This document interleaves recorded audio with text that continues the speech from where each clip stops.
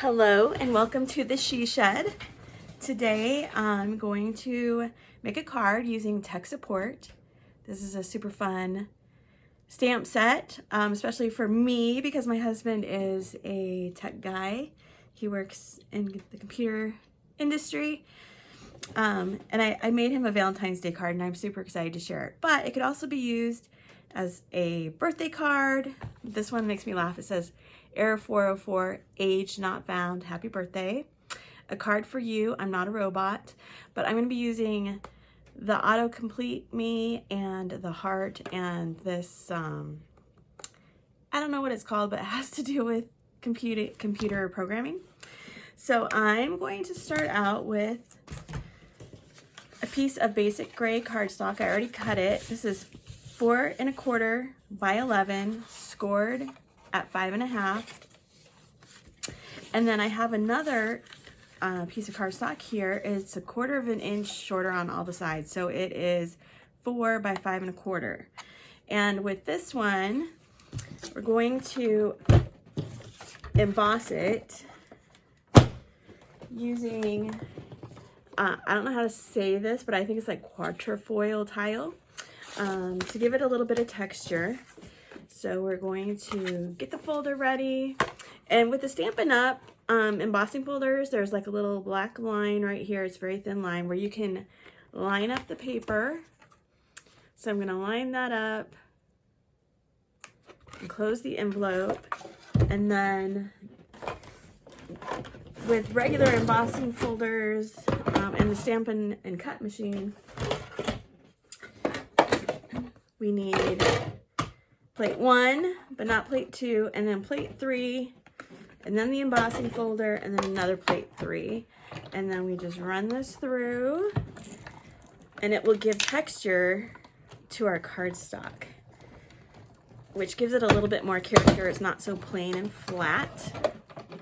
And then we can fold this up and move it out of the way, and pull our paper out of the embossing folder, and you can see that it's got a lot of texture there. It's pretty cool if you ask me. And then we're going to take some basic gray, so we're going to do some tone on tone, basic gray ink and a blending brush, and I'm just going to lightly tap it and go all the way around the edges.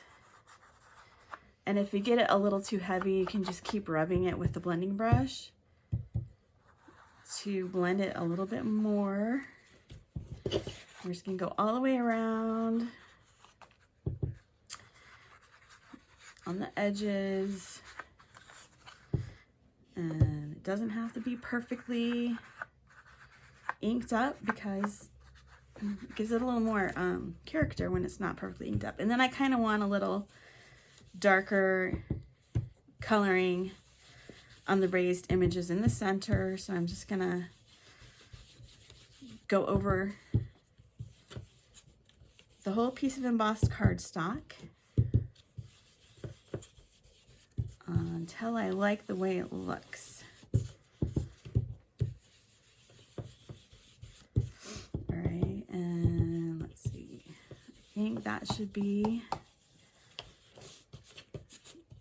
good enough for now. So I'll put this to the side, and then what we need to do next is we're going to cut some rectangles. So I'm going to bring this back in. I'm going to bring some basic gray and some gray granite cardstock, and now I'm going to build another sandwich with the plates so that we can cut the cardstock. So we're going to use plate 1, plate 2, and 2 plate 3s. But we can cut, we're going to cut 2 different colors, but we're going to cut them at the same time. So I need my bigger square or rectangle to be the gray granite. And then I need my smaller square to be the basic gray. And then we're just gonna put the top plate on And because my plate is pretty warped, it's gonna make a loud sound, but that's okay, because it doesn't really matter. If it makes sounds, it just means it's gonna warp the other way now. Oh my goodness. Except I didn't put it in straight, so it's not gonna come through. All right, so lesson learned, put your plates in straight so that they'll go through. It's the bottom one that's not straight. There we go. All right, and then we just need to make sure that our dies are lined up still. That one's not really lined up. So we're gonna move it and try again. Maybe I'll put it through this way.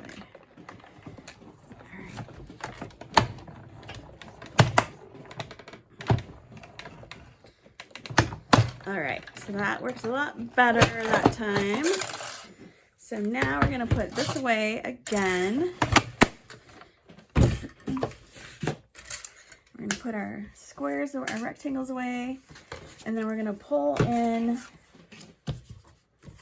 what we just die cut. So now we have a larger rectangle and a smaller rectangle. And with this smaller rectangle, I'm going to take this stamp that says, "You auto-complete me, you are the one to my zero, and you capture my heart." We're gonna use some Versamark, which does not have pigment, but it's very wet and sticky. I don't know if you can see how wet that is. And then, oh, we have to, when we use embossing powder, it's best to use an embossing buddy. This is just like baking, I think it's baking soda, but it takes away the static electricity, and it does make a huge difference when you're making cards. I learned that the hard way. But if you don't have an embossing buddy, you can use a dryer sheet too. That works just as well. And then we're just gonna stamp this down on the paper. Don't press too hard. I'm just pressing it to make sure that the ink transfers to the paper. And then we're gonna bring in a scrap piece of paper.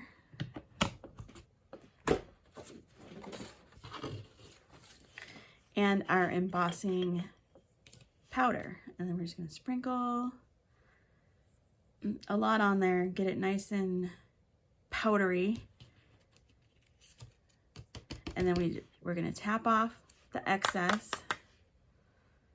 And I got a little bit here that I don't really want there. So I have a little brush right here. And I got a little right there that I don't want right there. And we'll just sprinkle some more on there. There, just like that. Super easy. And then we dump what's on our scrap paper back into our jar so we don't make a mess. All right, then I get my heat gun out, get it pretty hot. We're gonna melt the embossing powder. And you should be able to see it start to melt. It'll turn from a powdery look to a glossier look. And the heat gun is super hot. See, it's starting to turn now. You can see where it's turning.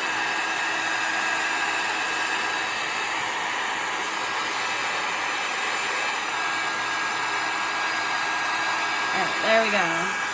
All right, turn that off and put it away. Then we're gonna bring in this, and we're gonna bring in some glue.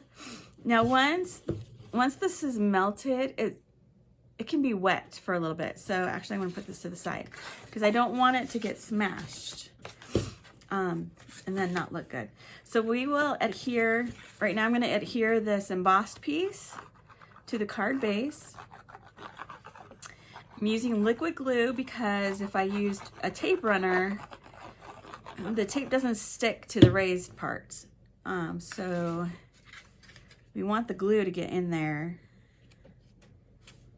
All right, and then we're just gonna put it on our card base where we think it looks good, and then press it down. All right, and then we're gonna bring in the embossed piece, or the heat embossed piece. So this is dry embossing and this is heat embossing. All right, and then we're gonna layer this onto here.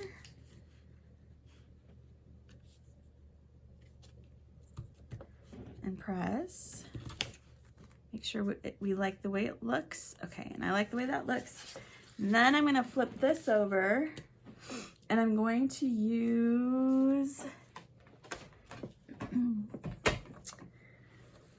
dimensionals, if I can find them. I don't know what I did with them. Okay, so we'll do that later. But you get the idea. It'll go like this on there. And then I'm gonna take, this is the inside piece. This is also 4 by 5 1/4. And I'm going to stamp all the 1s and 0s. I used to know what this was called, but I can't remember what it's called right now. And I'm gonna stamp it in the basic gray. Now, you'll see that when I stamp it in here, I'm not mashing it down. I'm just tapping it. But even then, I'm still getting ink around the edge of the rubber stamp. And I don't want that to transfer to my paper. So when I transfer the ink from the stamp to the paper, I'm not gonna rock and I'm not gonna mash. I'm just gonna lightly press it down and just kind of let it sit there on the paper so that the ink transfers to the paper. Okay? And you'll see that none of this yucky stuff got on the part of the paper that I'm gonna use in the card, which makes me happy because sometimes I do transfer it and that's kind of a bummer.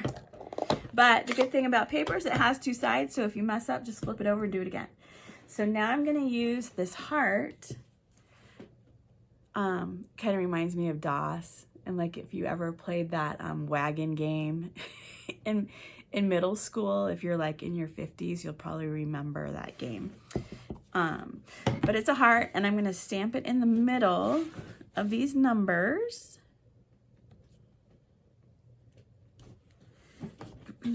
And there you go. We have our little heart. So cute. And then I'm going to use my tape runner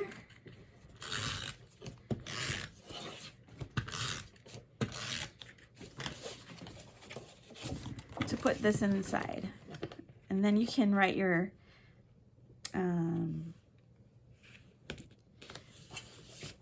message here or here.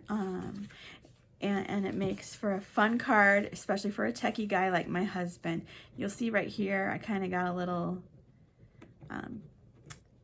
dust of the embossing powder. That's gonna bother me, but I'm gonna try not to dwell on it too much. But here is the first card that I made. And you can see that I have this popped up on Stampin' Dimensionals. And I think it just turned out super cute, and I can't wait to give it to my husband. Hope you all have a good night.